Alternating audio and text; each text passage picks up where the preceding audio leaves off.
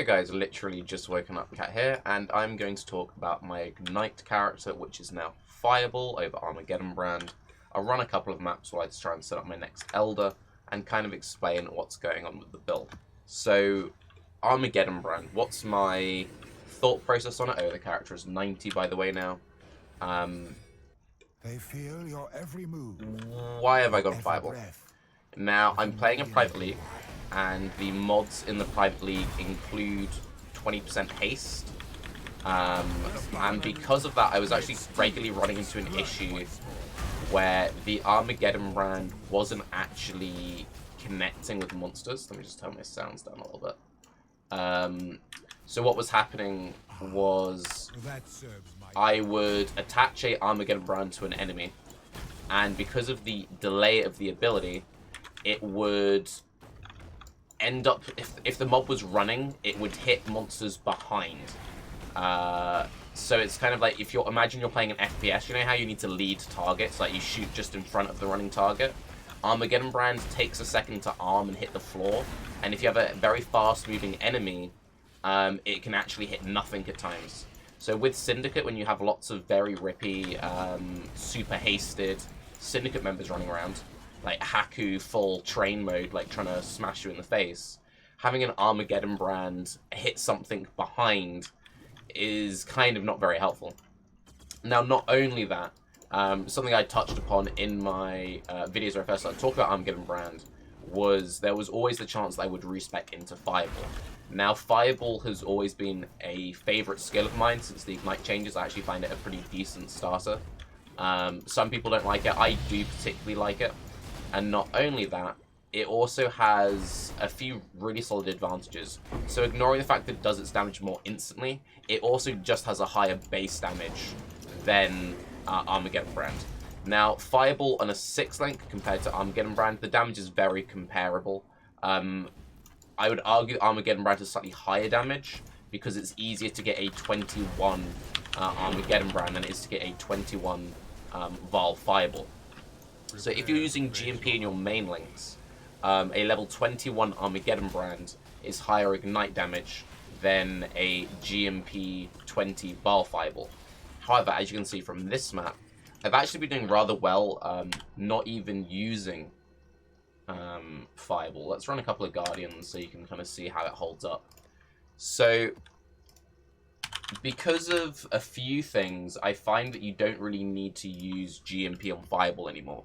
The uptime on Vol Fireball is good enough at this point that for nearly all maps, even super open maps, you can get the Vol Fireball to clear for you, so you need to reduce your DPS by running the GMP. Now, I'm currently using a staff. You could have two different staffs that you weapon swap between, which is a very solid option and something I'll probably do eventually.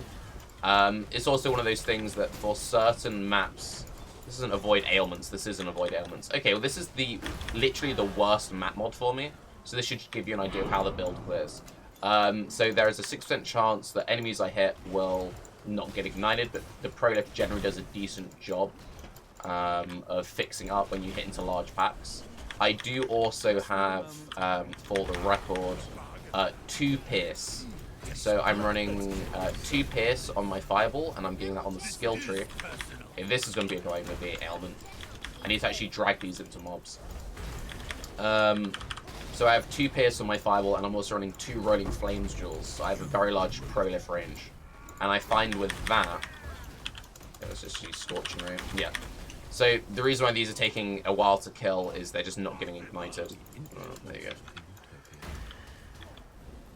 go. So, because of that, it feels good enough. Now, you can run GMP. It will still be more damage than Armageddon brand. If you want to just use Armageddon brand, that will still be fine. The highest content I cleared with Armageddon brand was tier 15, tier 14 maps, and 1 Red Elder. The Red Elder wasn't deathless. I actually recorded it, and I planned on uploading it to YouTube. It just wasn't a particularly interesting video, though. It was just like, it was a 6-minute fight. I died twice to standing in an AoE, and I was very tired, and I was talking very quietly, and it just wasn't a very good video, so I chose not to upload it. But if you guys really want me to, I could upload that on there. Really, if you're playing in the normal league without the hasted modifiers and all of that rubbish, I would say you can play Armageddon Brand absolutely fine. Hit damage will do more damage than Ignite. However, Ignite will get you into all of the content and still a perfectly fine league starter. At no point up until... I mean, even for the Red Elder, while I wasn't, like, instantly phasing it, the damage was good enough. Like, you can very easily get about 100 to 200k shape of DPS and Path of Building with just level 20 Armageddon Brand. No corruptions, no fancy curse stacking, very minimal, fairly budget gear, just in a 6-link. And you have quite a few options with the ease of access of getting corrupted tabulars this league. So you can go for like plus AoE tabulars and stuff on plus level of gems. So you can do some like crazy plus level setup there. You can also do crazy plus level setup in staff. So we'll kill this and I'll talk about like my thought process behind the build. Now as for defense, I ended up adding acro phase acro and a lot of investment into mana nodes. That was also another quite nice thing about going Ignite over brands. Basically you get more damage, you get more instant delivery of that damage with less skill point investment, because you don't need all the brand nodes, obviously. This means that you can invest into more defense, which is obviously very strong in this league in particular, because this league is all about the defensivals. But yeah, so for bossing, it's fairly straightforward. You just kind of apply your ignites and sort of run around. Use brand in my EE ring. Drop some Scorching Ray totems. Now, the Scorching Ray totems, I think I'd actually rather swap out for just a self-cast Scorching Ray the more I play with it. The placement speed is kind of slow, and I think that just being able to reliably self-cast would be nice. It would also make some of the more awkward map mods, like... drop the sword. No. It would make some of the more awkward map mods, like Avoid Ailments, a lot smoother as well, because if it's an Avoid Ailment map, you don't need to re-roll it, you can just Scorching Ray for that map. I quite enjoy Scorching Ray gameplay, so Scorching Ray seems fine to me. I know some people really hate it, but anyway. It should kind of give you an idea of the build. We'll quickly cover my gear, so you can work out like how much survivability I've gotten, again at level 90. With the gear investment, then we'll show the passive skill tree. I'm still using Rimnar's Resolve for the easy chill and freeze immunity with some nice damage. The only other uniques I'm using is a Searing Touch. A rare staff would be a lot better. The reason why I've been using a staff, I've actually found myself with the changes to Flame Dash and Phase Run, I actually prefer using staffs to Whirling Blades or Shield Charge unless I'm playing a super attack speed build. Basically, the only time you're ever going to see me using a movement skill like Shield Charge or Whirling Blades is if I'm playing like a dual-wield crazy attack speed build. The reason why I played bows for such a long time, the reason why the Tarke bow build meme existed for such a long time was because I didn't like using Shield Charge. And I feel like with the changes to Flame Dash and Phase Run, staffs are fine. You can also craft pretty sexy staffs now with some of the new crafted mods. So I actually really like the current state. We are missing Fortified, so you could easily fit more defense into the build by having a shield if you want to. But anyway, this is what I'm currently doing. So the uniques we're using is Rimnar's, Searing Touch, and Malachi's Artifice. Malachi's Artifice gives us EE. You could alternatively take it on the tree, but we were basically using a ring to save 3 skill slots. One thing I've been considering, and I don't really think it's worth, but it could potentially be worth, is rolling Chance to Avoid Ailments. You can roll this on Helm, Gloves, and Chest. 25% on Helm, 25% on Gloves, up to 35% on Chest. And with these 5 skill points here, so with these 5 skill points and that roll on Helm and Gloves, you have 100% ailment immunity. All of the time, without having to use flasks. Now, is that worth? I actually think it will be worth for some builds. It's also on a suffix roll, mind you.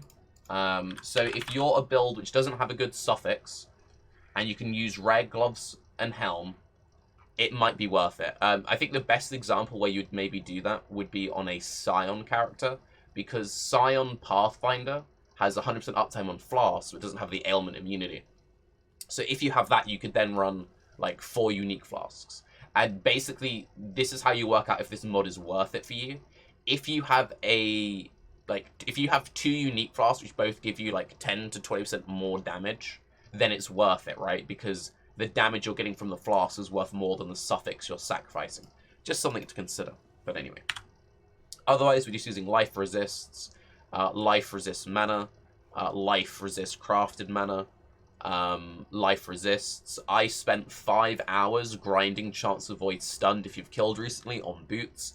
I actually think it's really worth going for it. There are lots of things in Syndicate which can stun you very easily. There's also a flask mod off the final boss, which gives you 10% movement speed and 50% chance to avoid stuns during flask effect. So if you had that plus boot enchant, you have 100% chance. If you have energy shield active, you get 50% chance. So that plus boots, that plus flask.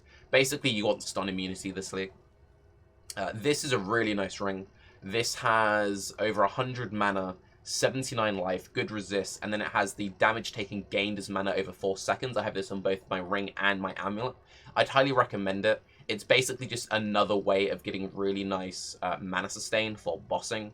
My main issue with the build when it was in its Armageddon Brand state was not having the sustain on bosses. For mapping, it felt amazing because I get the life and mana in ES recovery here, and I get the life and mana in ES recovery here, but when I got to like a single target like Elder or something, I was like, shit, how do I sustain?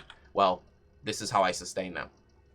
Getting into the actual passive skill tree, I've also started investing quite heavily into mana. I think if you're playing this kind of build, you want to spend the 7 points of Soul Siphon, Deep Thoughts, and this 3-pointer. The reason why I take this full 3-pointer is each node has a mana regen. And as you can see, you know, with not crazy mana investment, I've got a very respectable EHP now. Mind over matter with 0 mana nodes feels trash. If you're going to go mind over matter, invest into mana nodes.